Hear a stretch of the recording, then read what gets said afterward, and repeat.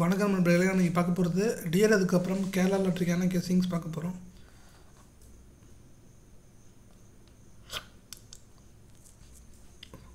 மூணாம் தேதிக்கான result 26313 result நம்ம கொடுத்த கெஸ்ஸிங் ஃப்ளாப் ஆகிடுச்சு.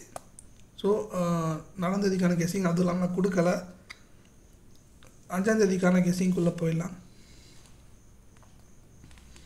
ஆல் போர்டில் நமக்கு 5 அதுக்கப்புறம் 9 கிடச்சிருக்கு.